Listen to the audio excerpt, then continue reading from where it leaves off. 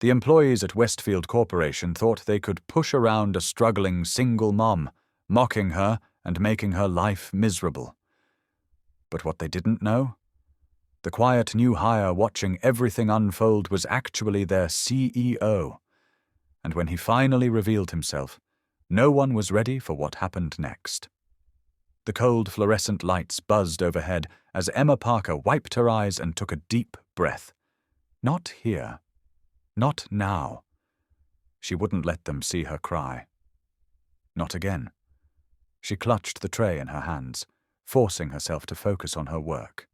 She needed this job.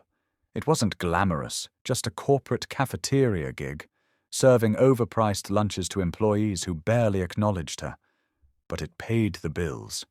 And with a 5-year-old son waiting for her at home, she couldn't afford to lose it. "Move faster, Parker," a sharp voice sneered behind her. Emma flinched. Melanie Carter, the office mean girl, wealthy, entitled, and completely ruthless. She and her group of snobby co-workers had made Emma's life a nightmare since day one. "She's always so slow," Melanie whispered loudly to her friends. "It's pathetic." Emma gritted her teeth. She couldn't fight back. She needed this job. But when she turned back to the counter, something caught her eye. A man watching. He sat at a nearby table, dressed in a simple button-down and slacks, eating his meal in silence. He looked new, someone no one paid attention to. But his eyes, they weren't just watching, they were analyzing, calculating. Emma quickly looked away, unaware that this one moment was about to change her life forever. Because the man watching? He wasn't just any employee. He was the CEO, and he had just seen everything. No one in the cafeteria noticed him. To them, he was just another employee, a quiet, unimportant new hire blending into the background. But in reality, Nathan Westfield, billionaire CEO of Westfield Corporation, was sitting right there. And he had just watched his own employees bully a struggling single mother. His jaw tightened. For weeks, he had been undercover, posing as an entry-level worker to see how his company really ran. He wanted to know what happened when the cameras were off, when the executives weren't watching. And now he had his answer. Ugly, cruel, heartless. Nathan's grip tightened around his fork as he watched Emma struggle to hold herself together. She wiped her eyes, forced a smile, and kept working, pretending nothing had happened. But he had seen everything. Melanie and her friends were still laughing, whispering behind Emma's back like a bunch of high school bullies. Nathan exhaled slowly. He had seen enough. Setting his tray aside, he stood up. And this time, he wasn't just watching. He was getting involved. Nathan walked straight toward the counter, his presence immediately noticeable. Emma looked up, startled. "Oh, can I help you?" she asked quickly, forcing her usual customer service smile. Nathan's gaze softened. She was good at hiding her pain. But he had already seen it. He nodded. "Actually, yeah, I want to know something." Emma blinked. "Sure, what is it?" Nathan tilted his head slightly. "Why do you let them treat you like that?" Emma's blood ran cold. She swallowed hard. I don't know what you mean." Nathan didn't look away. "Yes, you do." Her hands clenched. She quickly glanced around, terrified Melanie might hear. "I just need this job," she whispered. "That's all?" Nathan's chest tightened. He had built this company from the ground up. It was supposed to be a place of opportunity, a place where hard-working people like Emma could grow, not be treated like garbage. His jaw clenched. "That's not how it's supposed to be," he said quietly. Emma blinked. "What?" Nathan smiled faintly. "You'll see soon enough." Before she could ask what he meant, he turned and walked straight toward Melanie. Emma's breath caught. Nathan wasn't just another employee. Something about him was different. And whatever he was about to do, She had a feeling it was going to change everything. Melanie barely noticed Nathan approaching, too busy laughing with her friends, too busy feeling untouchable. That was about to change. Nathan stopped directly in front of their table, his presence immediately shifting the energy in the room. "Something funny?" he asked, his voice calm but firm. Melanie rolled her eyes before looking up. When she saw him, a man she didn't recognize, dressed in simple work clothes. She smirked. "Oh, look," she said, nudging one of her friends. "The cafeteria guy wants to talk." Her group chuckled. Nathan didn't flinch. "That woman you just humiliated," he said, tilting his head toward Emma, who was frozen behind the counter. "Is she funny to you?" Melanie blinked. "Excuse me?" "You heard me," Nathan said, his voice deadly calm. "Is ruining someone's day entertaining to you?" Melanie scoffed, tossing her hair over her shoulder. "Relax, it's just a joke." Nathan's eyes darkened. A joke? Because from where I was sitting, it looked a lot like bullying. Melanie's smirk faltered. Her friends shifted uncomfortably. No one had ever confronted her like this before. "Who even are you?" she snapped, irritation creeping into her voice. "Some temp worker? You don't get to lecture me." Nathan's lips curled into a smirk. Oh, this was going to be good. "You're right," he said. "I don't work in the cafeteria." Melanie frowned. "Then what do you—" Nathan reached into his pocket, pulled out a sleek, black CEO business card, and dropped it onto the table. The second Melanie's eyes landed on the name, her entire body went stiff. Nathan Westfield, the CEO, her boss's boss's boss. Melanie's face turned ghost white. Her friends gasped. Nathan smiled, but there was no warmth in it. "Still think it's funny?" he asked. Melanie opened her mouth, but nothing came out. Nathan leaned down slightly, his voice ice cold. "Because I don't." The entire cafeteria had gone dead silent. Emma, still behind the counter, stared in shock. This man, the quiet, unassuming worker she had spoken to, was actually the most powerful person in the company. And now, he was on her side. Melanie's hands shook as she stared at the business card on the table.